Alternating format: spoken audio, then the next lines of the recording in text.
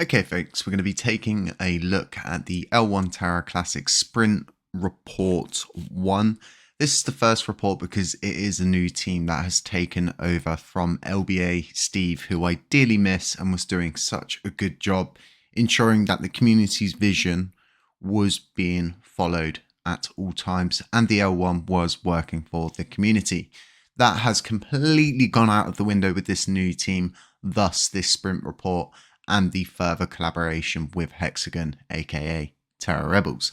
So looking at this looks very similar to a report we got when the community were very upset with LBA himself, just simply doing nothing, not really producing anything of substance, nothing's done again, like still, a year and a half later, no on-ramps, no off-ramps, no station to call our own, still under the rule of TFL. What has really been done? Nothing. They've turned things back on. When you bastardize it and summarize it down for what it is, they've turned the light switches back on in the room. And that's about it. So we've got a lot of different weird things in here, like ensuring normal CW20 send functionality. There's going to be no need to send CW20 tokens whatsoever if this blockchain dies and we don't get systems in place. All of this is just mumbo jumbo. Now, one of the key things in here that has really caught my attention is inheriting the L1 Terra Classic Task Force Communication and Project Management Board after LUNCBurn Army leave. If this was the case, right, and they had inherited it, they would see on there and they would know that the development of an independent system from Terra Rebels Hexagon was agreed, proposed, put forward, and everybody agreed to it. The majority of the validators and community agreed to it, yet has no idea about it. So I find this hard to believe. Now, on this team taking over, right, the L1, as it was, they've returned their money, right? So now we're just paying for 4 people. And like I said, what Vin wants is for the community to more or less not take a stand to my proposal, so we can continue breaking governance and doing what they want, and then merge completely and utterly with Terra Rebels, aka Hexagon, aka Terra Rebels, whichever way you want to put it. And then just more or less do what they want to do, put Terra Rebels back in power, and guess what? We just went full circle. Within a year, we've just gone full circle back to exactly what we were trying to avoid in the first place. There is a time for change, and I don't want to keep seeing this junk. I don't want to see it. Nobody understands it, right? Occam's razor applies to everything in crypto, right? Nobody understands any of this, right? You've got to go in, you've got to click on things. And, when I look at GitHub, I think, what an absolute mess. When I look at Gitbook, I think, wow, this is really organized. Nobody understands any of this but developers. If you go and ask giants in the industry, what do you think of GitHub? They'll say it's messy and only developers understand it. None of this is any good for us as a community. This doesn't show any movement. It doesn't planning for core, v2.20 upgrade. Oh yeah, brilliant. Okay, another upgrade. Apparently, we're getting to parity. This is what you said last quarter. We're funding people to dilly-dally around, do what they want, fix the most weirdest things that have an absolute zero impact on anything right now. I honestly believe we need a 12-month visionary roadmap. And on that roadmap, we need very, very clear outlining to build an actual brick building instead of building these sandcastles built on sandcastles. And every time we reach a new quarter, that sandcastle gets washed away. Every time a new L1 development team comes in, we get new people with new ideas, wanting to do the routes that they feel like are the best routes because they're the developers. They know what's best. They understand the systems and the numbers. And it's just, the vision is completely lost.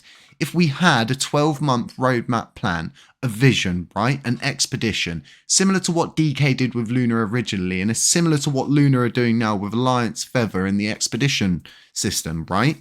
We need a decent plan.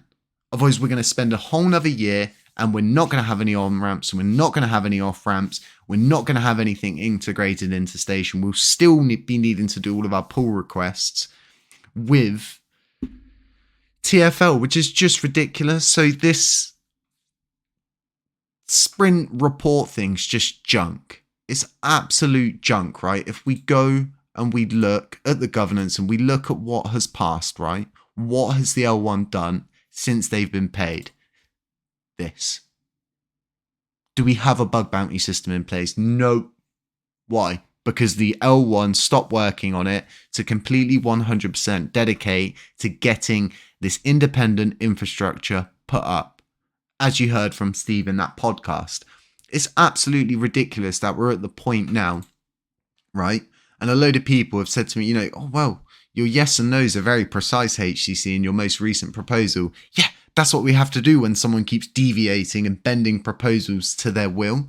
Like I've said, if you're going to pick up the salt and salt your chips in governance, right, and you're going to explain to the community that you want them to agree that you can do that, you better explain every step of the way clearly, because we lack the ability for the L1 team to see a proposal as passed, see that it has clear outlining, and then go and work with the author of the proposal. Is that not normal? Or is the normal thing to do to go and work with a team that's known for scamming the community, wasting our time for more than a year, creating a huge implosion, absolutely ruining our public image towards other chains? It all comes down to common sense at the end of this, but, I'm not buying this, and I can see a few people in the comments are also not buying it. The biggest issue I find with this third-party app, right, is a lot of people just don't want to create loads of different accounts. They don't want to use the Commonwealth. They might find it confusing because of the tabs or whatever, or the structure, the layout. I cannot wait for the day, right, when we've actually got a development team that are going to follow a visionary roadmap, right, outlined by the community, outlined by validators, and agreed via governance, and we integrate the stuff we need into station, like a discussions tab, which is literally a discussions tab, right? When a proposal's created, it then sends a title for a new discussion into the discussions tab. It's that simple. It would be all automated, and there will only be discussions for proposals that have been put up. There's so many different ways to do this, and the biggest thing I find, right, is validators also dilly-dally around, and they more or less want the Occam's razor side of things. They want it to be simple. They want the problem, the solution, and then the yes and no answers at the bottom. And it really comes down to these simple things. And when you start to overcomplicate things, even the community get confused. Validators get confused. Those with language barriers get confused. I mean, if you wrote this proposal in Romanian, I would struggle. I would have a language barrier. So it works both ways, right?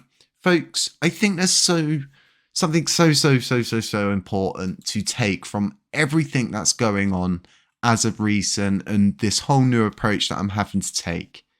I seek no power in any of this, okay? I seek no payments, no control. Don't want a leadership role. I definitely don't need it, because that's why we have governance, right? You just propose things, and if people want to agree with it and it goes through, then that's what you do.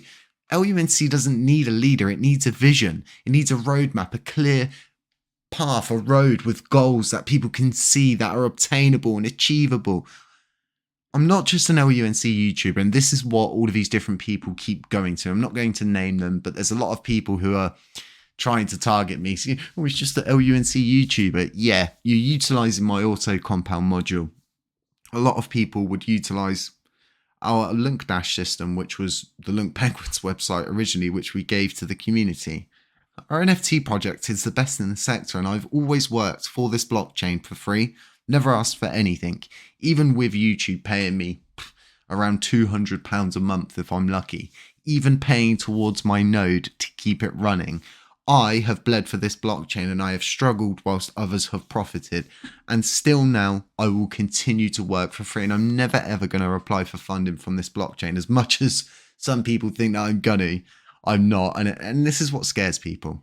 This is what seriously scares people about me, because I can't be bought. I can't be bargained with, right? You don't get special treatment because you're my friend or anything like that. You know, others want to just simply lay low. They want to halt governance. They want to ignore governance. They want to say nothing, draw no attention, drain the CP and the OC. It really is as simple as that. And as everything starts to get crushed and crushed and crushed, the news articles start to come forward, the actions start to get taken, and things start to become more and more shaky, I'm still going to be here. I'm still going to be here to prove that I'm here for this community and for this blockchain, not for my own back pocket, not to try and sell us out to someone or collaborate with someone to get money. This chain needs to be built organically on brick foundations, all the way up with brick, instead of building on sand and bloody pebbles and, you know, sticks. And then when the winds, the tides, the L1s leave, they change, quarterly bloody pay rounds come. We're left high and dry each time. The time for change is now. The time for these BS sprint reports, it needs to be done. Why are we paying people to write these things out? Let's get a 12-month roadmap together. Let's get it proposed. Let's get it put forward. And let's get a paid mandate put together where they get paid per what they complete and then put forward for the blockchain. This is why we need to get out of the rule from TFL, because once we do this and we streamline our upgrading process, we don't even control our own update system. How insane. Folks, let me know what you think. I hope you like the disclaimers at the beginning. There's so many people like, oh, you know, HC needs to shut down his YouTube channel. He's a bad person because he speaks so much and has an opinion. Well, there you go. There's disclaimers. Stay safe, folks. Stay humble. Stay aware. None of this is financial advice. Beware of scammers, doppelgangers, anybody pretending to be me. I don't need to say these things no more because there's disclaimers. I'll catch you in the next one. Choo!